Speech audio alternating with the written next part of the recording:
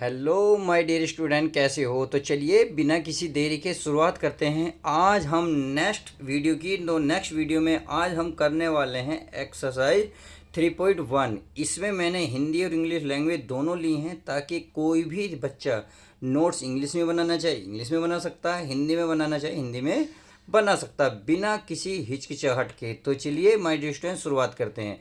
तो इससे पहले मैंने आपको क्या बताया था, इससे पहले प्यारे बच्चों बता दिया था कि एक्सरसाइज 3 की जो बेसिक था, इंट्रोडक्शन था, उसमें बहुत डिटेल से हर एक चीज़ को बताया था कि ग्राफी विधि द्वारा सवाल को कैसे हल करेंगे, या आपका प्रतिस्थापन या विलोपन विधि, अर्थात इसमें जितनी भी विधि आपकी लगनी थी वो सब कुछ कवर करा दी। तो आज हम बिना किसी देरी के शुरुआत करते हैं नेक्स्ट क्वेश्चन की।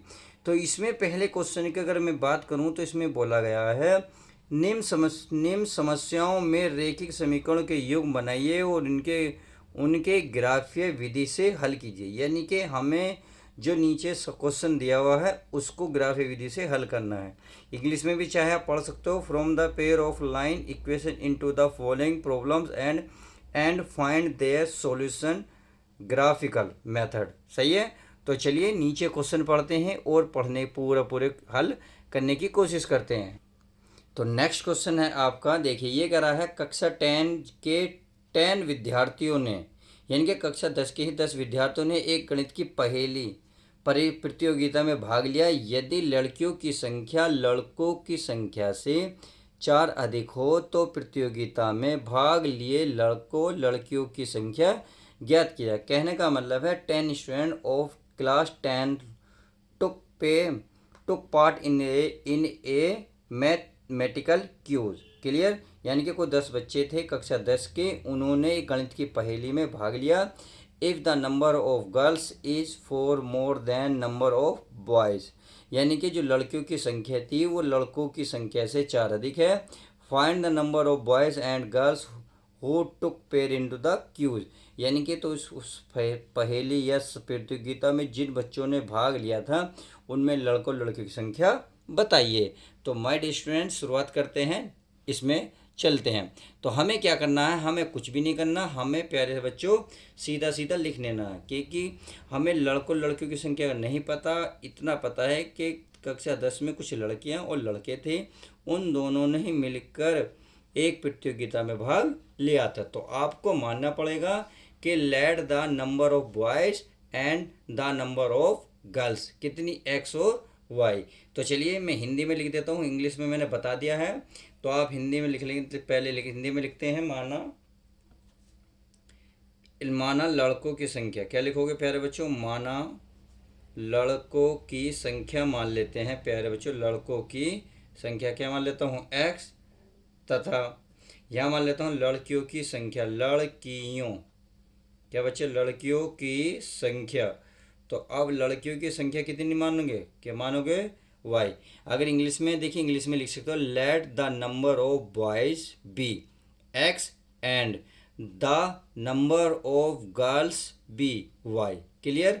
इतना मानने के बाद आप इसको देखिए, अब क्वेश्चन के अकॉर्डिंग चलेंगे। तो दोनों ने मिलकर, यानी कि अकॉर्डिंग टू क्वेश्चन दोनों ने मिलकर क्या करा था, एक्स और वाई, कुछ लड़के और लड़कियों ने दोनों ने मिलकर टोटल कितने बच्चे थे भाई, कुछ लड़के मिले कुछ लड़की मिली, दोनों मिलकर जो बच्चे मिले वो टोटल 10 स्टूडेंट थे। क्लियर। इतनी बात। तो इक्वेशन हो गई फर्स्ट। आगे क्या कह रहा है, यदि लड़कों की संख्या लड़कों की संख्या से 4 है, देखो यानी कि जो हमारी गर्ल्स हैं बॉय से 4 अधिक हैं। गर्ल्स हमने कितनी मानी, वाई, बराबर बॉय कितने माने, एक्स, ये लिख रहे, प्लस 4 अधिक हैं, यानी कि प्लस 4 कर दो, बस। इक्वेशन कितनी होगी प्यारे बच्चों, 2। कितनी हो गई, 2।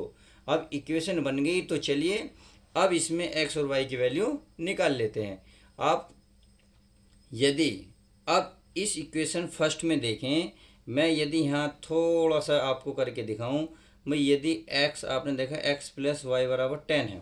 अब अगर मैं आपसे ये कहूँ इसमें क्या एक्स बराबर मैं 5 रखूँगा, तो ये बताइए मुझे वाई बराबर कितना निकलेगा। आप कहेंगे सर जैसे ही एक्स बराबर यहाँ रखोगे 5, तो ये बच जाएगा 5 प्लस वाई बराबर 10, या y बराबर 10, तो 5 को उधर ले जाएगा माइनस का 5, तो आप देखोगे 5 बचेगा। तो जैसे ही मैंने x का मान 5 माना तो y की वैल्यू कितनी आ गई 5। तो हम अगर मैं इसके इसमें आपको एक टेबल बनाऊं, क्योंकि बिना टेबल के तो काम चलेगा नहीं अगर ग्राफिक मेथड से इसे हल करना है। तो हमने जैसे ही हम 5 माना तो देखा y की वैल्यू कितनी निकल गई 5। बात समझ में आ गई। अब यदि मैं इसमें y बराबर कुछ ऐसा मान लूँ, चलिए अभी तक तो हमने माना था x, अगर मैं y बराबर मान लो 4 मान लेता हूँ, कितना 4। यदि मैंने 4 वैल्यू मानी तो x बराबर बताइए कितना होगा। जैसे हम यहाँ 4 रखोगे, 4 को फिर इधर ले जाओगे तो 10 में से जैसे ही 4 माइनस होगा तो x का मान बताओ कितना निकल के आएगा। x का मान निकल के आएगा प्यारे बच्चों 6। कितना निकल के आएगा 6। तो उम्मीद है ये अच्छे से समझ में आ गया होगा। तो चलिए अब देखिए आप चाहे x मान लो या y मान लो, बात समझ में आ गई। तो चलिए अब हम क्या कर लेते हैं, इसको मैं यहाँ लिख लेता हूँ, या आप ऐसा करो, देखो मानने की बात इतना है, आप चाहो तो कुछ भी मान सकते हो, कोई दिक्कत वाली बात नहीं है। भाई आप सोच रहे हो सर आपने ही y बराबर 4 क्यों माना, यदि x बराबर 4 मान लें, चलिए x बराबर 6 4 मान लो। अगर x बराबर 6 मानोगे तो y बराबर बताइए कितना आएगा, कितना आएगा 6 आएगा, नहीं आएगा। तो आप चाहो तो ये रख सकते हो, जैसी आपकी मर्जी, इसमें कोई दिक्कत वाली बात नहीं होनी चाहिए। तो हमने इक्वेशन फर्स्ट से एक टेबल निकाली, अब इक्वेशन सेकंड से दूसरी टेबल निकाल लेते हैं। अगर मैं इस टेबल की बात करूं, चलिए मैं इस टेबल की बात अच्छे से कर लेता हूं। ये मैंने टेबल कर ली है।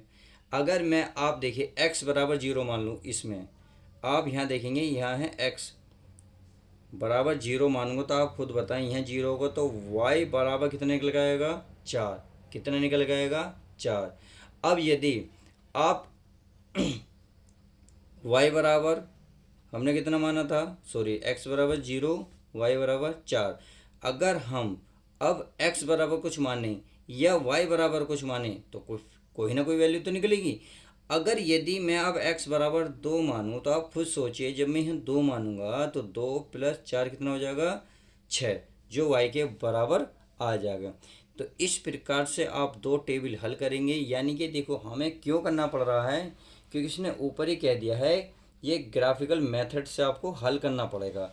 तो इसमें ऐसी कंडीशन में आप ऐसी वैल्यू मानेंगे x और y की जो ना तो पॉइंट में होना चाहिए, ना ही मतलब पॉइंट में आंसर नहीं आना चाहिए, बस आपको इतनी वैल्यू माननी है। जैसे मैंने x बराबर 5 माना, आप कुछ भी मान सकते हैं, आपका जो सवाल बनेगा बिल्कुल एक्यूरेट सही होगा, इस बात से बेफिक्र रहें। तो चलिए ये तो बन गया, अब ज़रा ग्राफ खींच लेते हैं। तो चलिए बच्चों ग्राफ मैं बना लेता हूँ। तो चलिए प्यारे बच्चों मैंने एक लाइन खींच ली है, ग्राफ बना लिया है। तो अब हम जरा पॉइंटों को रख लेते हैं बहुत अच्छे से।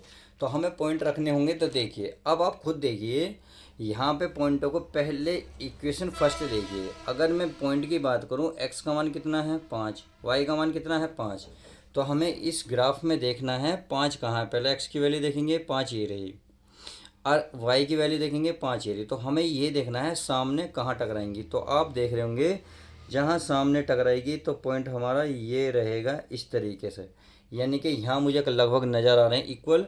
तो यहाँ हमारा पॉइंट बन गया, क्या बना, यहाँ बना 5,5। तो इतना पॉइंट समझ में आ गया।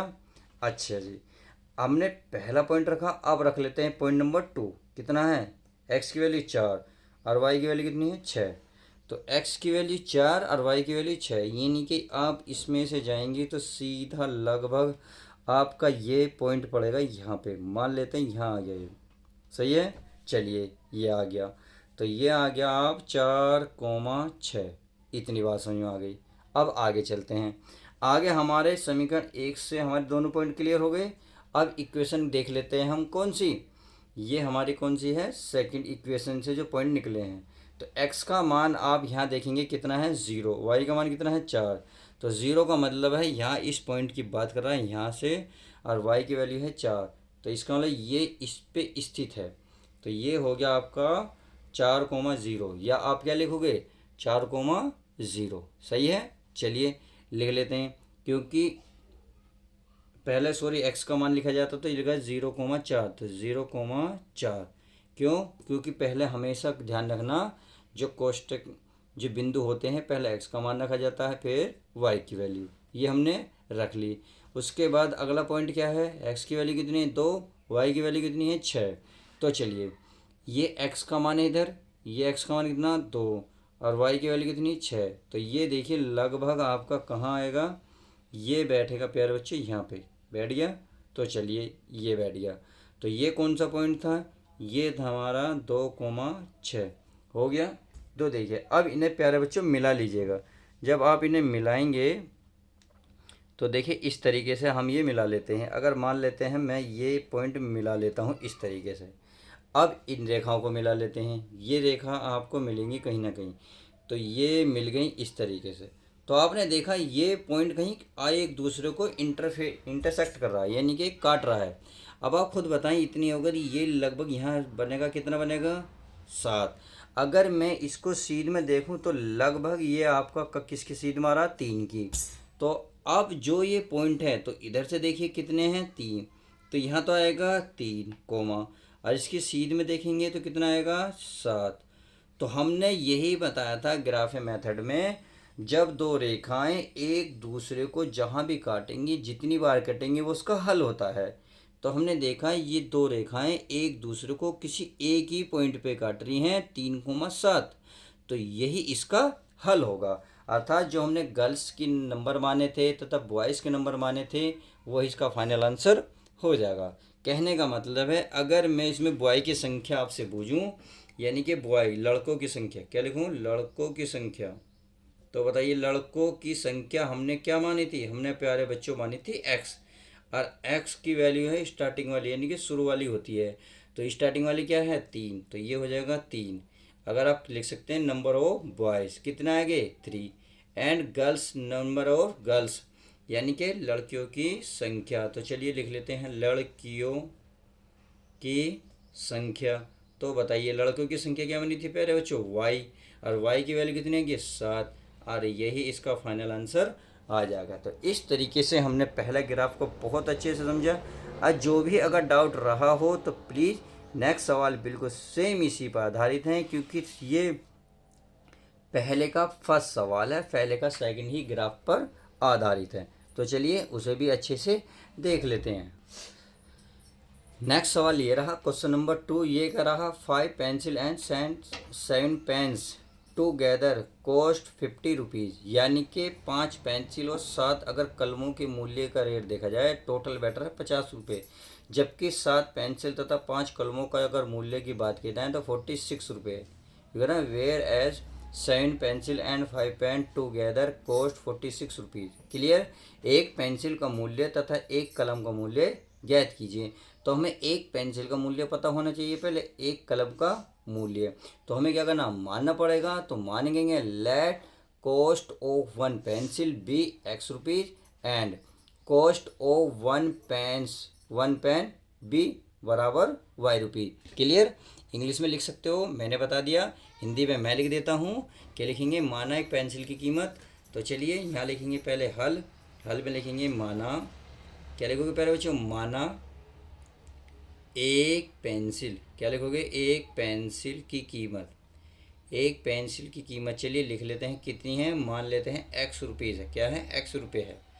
अब मान लेता हूँ तथा, क्या लिखूँगा, तथा एक क्या है इसमें कलम, क्या है एक कलम, तो एक कलम लिख लेते हैं, कलम की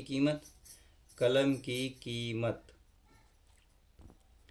बराबर y रुपीज़, ये हमने लिख लिया। अब इतना लिखने के बाद आप बताएं, इंग्लिश में तो लिख लोगे ना, बता दिया let cost of 1 pencil be x rupees and cost of 1 pen कितने बी y रुपीज़।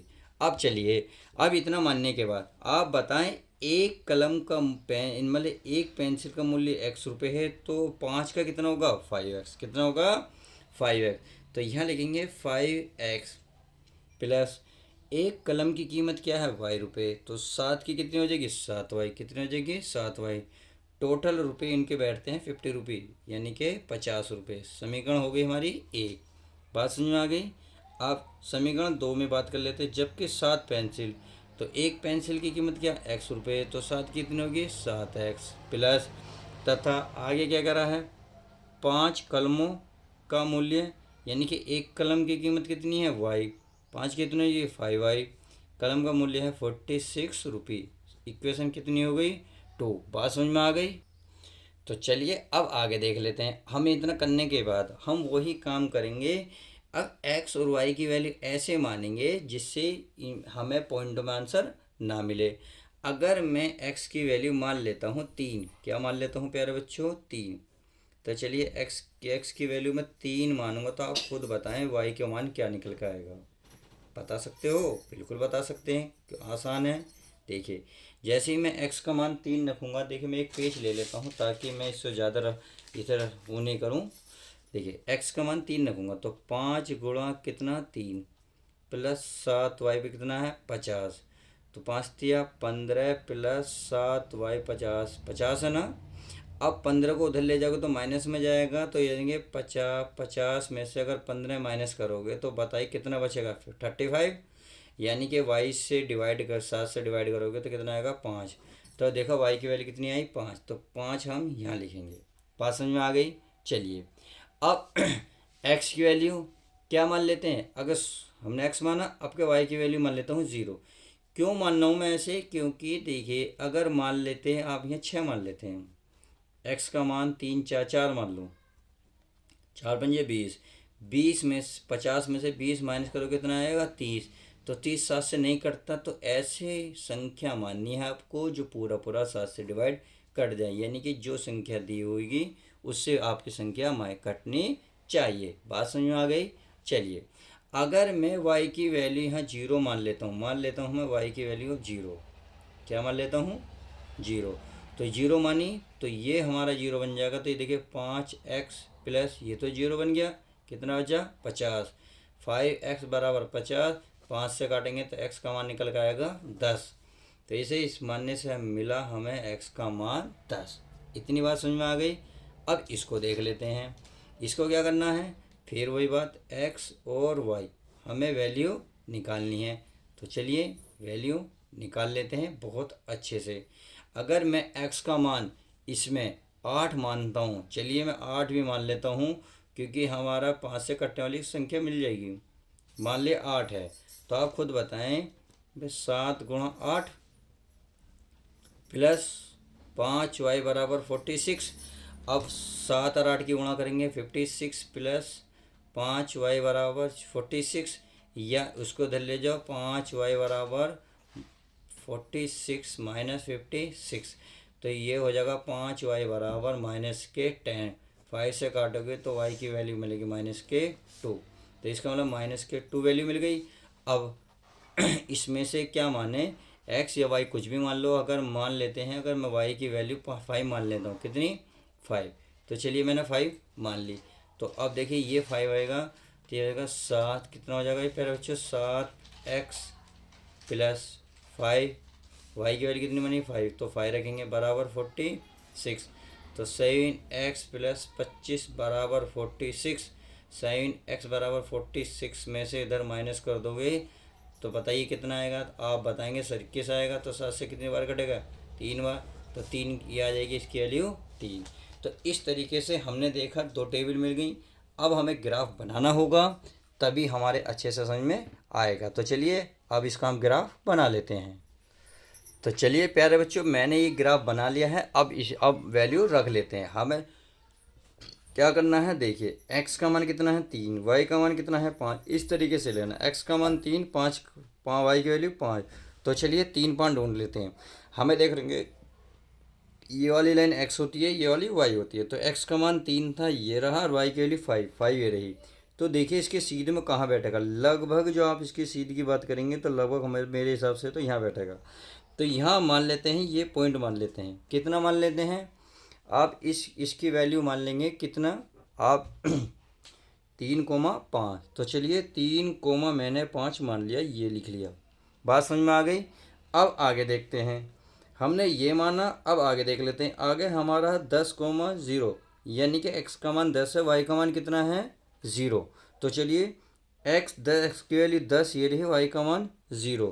कहने का मतलब है इसी पॉइंट पे बात कर रहा है ये। तो यानी कि ये हो गया x का मान 10 और y का मान 0। आप इस लाइन को क्या करेंगे, टच कर देंगे। तो चलिए मैं इस लाइन को खींच लेता हूँ, फिर देखते हैं कहाँ एक दूसरे को ये इंटरसेक्ट करती हैं, तब एक दूसरे को ये काटती हैं। इतनी बात समझ में आ गई। अब आगे तो इक्वेशन फर्स्ट के हमने पॉइंट रख लिए। अब इक्वेशन सेकंड की बात कर लेते हैं। इक्वेशन सेकंड में x का मान क्या है 8 और y की वैल्यू क्या है -2। तो चलिए ढूंढ लेते हैं। x का मान 8 है, ये रहा, और y की वैल्यू -2। तो देखिए जब हम ऊपर जा रहे थे तो प्लस था, जैसे ही हम नीचे को आएंगे तो क्या बन जाएगा माइनस, तो -2। तो ये रहा, इसके सीध में ये बैठेगा लगभग प्यारे बच्चों, यहाँ बैठेगा हमारा, सही है। तो ये हो गया पहला पॉइंट। क्या है इसमें, इसमें है हमारा 8,0। बात समझ में आ गई। अगला पॉइंट, अगला पॉइंट क्या करा, चलिए इस पॉइंट को भी अच्छे से रख लेते हैं। ये हमारा x का मान 3, 5, y की वैल्यू 5। तो चलिए x का मान कितना है 3, ये रहा, y की वैल्यू कितनी 5। तो यानी कि यही पॉइंट बैठ रहा है, ये वाला बैठ गया। तो इसका मतलब ये वाला पॉइंट वहाँ टकराएगा। तो चलिए इसको भी टच कर लेते हैं इस तरीके से, सही है। ये हमारा टकरा गया है, ये हो गया, ये हमने लाइन ड्रॉ कर दी। तो इस तरीके से आपने देखा है इस ग्राफ में हमें जो दो रेखाओं के माध्यम से या दो रेखाएं जहां कटी हैं उसके माध्यम से एक पॉइंट मिला, वो पॉइंट था 3,5। तो यही आपका क्या हो जाएगा, यही आपकी एक पेंसिल का मूल्य और एक कलम का मूल्य हो जाएगा। तो आप क्या लिखेंगे, तो चलिए मैं लिख देता हूँ। हमने देखिए क्या माना था, हमने माना था एक पेंसिल की कीमत। तो आप कहते हैं कॉस्ट ऑफ वन पेंसिल, क्या लिख सकते हो, cost, cost of one pencil, क्या लिख सकते हो, वन पेंसिल बराबर क्या मानी थी पहले बच्चों, x रुपीज़। तो x की वैल्यू कितनी, स्टार्टिंग वाली क्या होती है x और लास्ट वाली y। तो इसके रुपये हो जाएंगे 3 रुपये। क्लियर। चलिए रुपये लिख सकते हो। तथा एक कलम का कीमत, तो आप क्या लिख सकते हो, कॉस्ट ऑफ वन कलम या वन पेन। तो चलिए उसे लिख देते हैं, लिख देते हैं कॉस्ट ऑफ वन पेन बराबर कितना है वाई, वाई की वैल्यू कितनी है 5। और यही इसका आंसर, फाइनल आंसर हो जाएगा। तो इस तरीके से हमने ग्राफ के माध्यम से दोनों सवाल को हल करे। तो चलिए अब समझते हैं नेक्स्ट सवाल को। अब हमारे सामने ये रहा क्वेश्चन, अर्थात क्वेश्चन नंबर 2। तो क्वेश्चन नंबर 2 ये रहा, हिंदी और इंग्लिश दोनों में लिख दिया है ताकि आपको किसी प्रकार का डाउट ना रहे, किसी प्रकार की दिक्कत ना रहे। तो चलिए क्वेश्चन आप पढ़िएगा बड़े ध्यान से। देखिए मैं भी पढ़ता हूँ। ये करा अनुपात हो, यानी कि A1/A2 इंटू मतलब कोमा है B1/B2 और C1/C2 की तुलना ज्ञात कीजिए कि निम्न समीकरण युग्म द्वारा निरूपित रेखाएं एक बिंदु पर प्रतिच्छेद करती हैं, संपाती हैं या समांतर है। यानी कि मैंने आपको प्रतिच्छेद रेखाएं क्या होती है वो आपको पहले बता चुका हूँ, समांतर रेखाएं वो मैंने आपको बताई हैं, संपाती क्या है ये आपको बता चुका हूँ। तो चलिए आज हम उन्हीं के माध्यम से इसको सोल्व करते हैं। हमें क्या करना है, बस इन्हें कंपेयर करनी है। तो हमें इक्वेशन पता थी, कैसे निकाली थी हमने, ये थी A1x plus B1y plus C1 बराबर 0 थी। ये हमारी इक्वेशन फर्स्ट थी। तथा फिर थी हमारी A2x plus B2y plus C2 equal 0 थी। तो हमें इसी से कंपेयर करनी है। बात समझ में आती है। तो चलिए हम कंपेयर कर लेते हैं। अगर मैं इसमें देखते हैं भाई A1 की वैल्यू कितनी है, देखो इक्वेशन फर्स्ट है तो इक्वेशन फर्स्ट में ही देखेंगे। जैसे अगर मैं इसे इक्वेशन फर्स्ट मान लूँ, इसे इक्वेशन 2 मान लूँ, इसे इक्वेशन फर्स्ट, इसे हमें कंपेयर करनी है। अगर मैं कंपेयर इक्वेशन एक से करूँ तो आप खुद बताएं x की मल्टीप्लाई में कितना है x A1, या x की मल्टीप्लाई में कितना है 5, कितना है 5। तो आप देखेंगे A1 की वैल्यू है 5। अगर मैं B1 की वैल्यू बात करूं -4, अगर C1 की वैल्यू बात करूं +8। बात समझ में आ गई। तथा अगर इक्वेशन 2 में चलूं तो इक्वेशन 2 में x की मल्टीप्लाई में है A2। तो यहाँ देखिए इक्वेशन 2 में x की मल्टीप्लाई में कितना 7, तो ये आ जाएगा 7। इसी प्रकार B2 y की मल्टीप्लाई में, तो y की मल्टीप्लाई में कितना है 6, तो 6 आ गया। अगर मैं C2 की बात करूँ तो -9। तो हमें देखना है कि ये आपस में बराबर है या नहीं है, क्योंकि ये 5/7, देखिए 5/7 लिख लो, ऐसे ही से लिख लो बराबर करके। -4/6। तो आप देख रहे होंगे ये आपस में बराबर का मतलब है बराबर होने चाहिए। तो आप देख रहे हैं ये बराबर बिल्कुल भी नहीं है। जब ये बराबर नहीं है तो बराबर काट दो। अब जब ये बराबर नहीं होते हैं तो हमने बताया था जब जो दो रेखाएं बराबर नहीं होंगी वो प्रतिच्छेदी रेखाएं होंगी, यानी कि प्रतिच्छेदी रेखाएं, यानी कि इंटरसेक्टिंग लाइंस।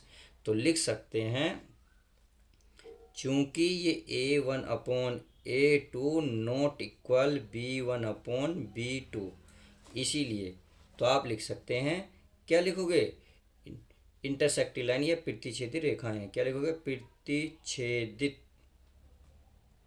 छेदित रेखाएं। बस हमें यही दिखाना था ये कौन सी हैं, क्योंकि क्वेश्चन में यही तो करा कि बताइए ये क्या हैं, प्रतिच्छेदित हैं, समांतर हैं, समपाती हैं। बात समझ में आ गई?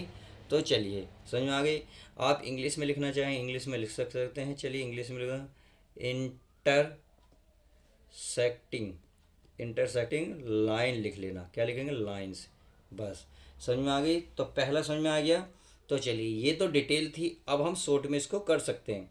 अगर मैं इसी को इसी से कंपेयर करूं, देखिए इस तरीके से, तो आप देखेंगे A1 की वैल्यू कितनी है, 9/A2 की वैल्यू कितनी है, 18। क्लियर, बराबर B1 की वैल्यू कितनी है, 3, B2 की वैल्यू है 6, C1 की वैल्यू कितनी है, 12, इसकी वैल्यू कितनी है, 24। तो आप देख रहे होंगे ये किसी से कट रही हैं, जहाँ जी हाँ 9, 9 एकम 9, 9 दूनी 18, 3 एकम 3, 3 दूनी 6, 12 एकम 12, 12 दूनी 24। तो हमने देखा ये सब कुछ क्या है, आपस में बराबर है। और जब बराबर हैं तो जब तीनों चीज़, चूँकि ये तीनों चीज़ बराबर होती हैं तो एक फॉर्मूला पढ़ाया था, A1/A2 बराबर B1/B2 इक्वल होते हैं क्या, C1/C2। जब ये तीनों आपस में बराबर होंगे तो आप बताएं क्या लिखेंगे। इसीलिए ये समपाती रेखाएं, क्या समपाती था, चलिए लिख दूँ, इसलिए समपाती रेखाएं हैं। क्या लिखेंगे, रेखाएं हैं, लिख दिया। आप इंग्लिश में चाहो तो इंग्लिश में भी लिख सकते हो। कोई COINCIDENT, कोइंसिडेंट लाइन। क्या लिखोगे, लाइन, LINE। बस समझ में आ गई। अब जरा इसकी बात कर लेते हैं, अर्थात क्वेश्चन नंबर तीसरे की, क्योंकि दूसरे में 3 क्वेश्चन दिए हैं, तीनों को आपको यही चेक करना है, ये समपाती हैं, प्रतिच्छेदित हैं, समांतर हैं। तो समांतर में चेक करेंगे। चलिए A1 की वैल्यू कितनी है, 6, A2 की वैल्यू कितनी है, 2। इन्हें देख लेते हैं, इसकी वैल्यू कितनी है, -3, और इसकी वैल्यू कितनी है प्यारे बच्चों, -1, कुछ नहीं है तो 1, बराबर ये कितनी है, 10/9। तो आप देखेंगे इसका माइनस से तो माइनस कट रहा है, 3 से कट रहा है, 2 से कट रहा है 3 बार, तो 3 नीचे बचा 1 बराबर 3/1 बराबर 10/9। तो आप खुद बताएं मुझे इसमें क्या बराबर है। इसमें ये तो बराबर हैं, बट आपको दिख रहा होगा ये बराबर नहीं है। क्यों, क्योंकि 3/1 दोनों में लिखा हुआ है, बट इसमें कुछ भी नहीं है ऐसा। तो ये अलग है, तो जब ये अलग है तो इसे कैंसिल कर दो। अब ये कौन से रूल को फॉलो कर रहा है, ये मैं पहले लिखवा चुका हूँ भाई। ये लिखवा रहा है A1/A2 इक्वल है B1/B2 पर नॉट इक्वल, यानी कि ये दो तो बराबर हैं इसके अकॉर्डिंग, बट ये नहीं है, अतः C1/C2। जब ये बराबर नहीं है तो आप क्या लिखेंगे, समांतर रेखाएं, अर्थात पैरेलल लाइन है। तो इसलिए समांतर रेखाएं हैं, समांतर रेखाएं हैं, अर्थात इंग्लिश में चाहो तो इंग्लिश में लिख सकते हो, ये क्या है, parallel, PARALLE, parallel line, LINES, parallel lines. इस तरीके से हमने इस वीडियो में क्वेश्चन नंबर 1 को कंप्लीट समझा, 1 2 पार्ट। और क्वेश्चन नंबर आपका जो 2 था उसका 1 और 2 3 जितने भी क्वेश्चन थे वो अच्छे से कवर करे। तो चलिए माय डियर स्टूडेंट, मिलते हैं नेक्स्ट सवाल में। जब तक के लिए दोस्तों good bye, take care, love you guys. प्यारे बच्चों, वीडियो पसंद आते तो प्लीज़ लाइक शेयर कर दिया करो, आपके लिए इतनी मेहनत हम करते हैं।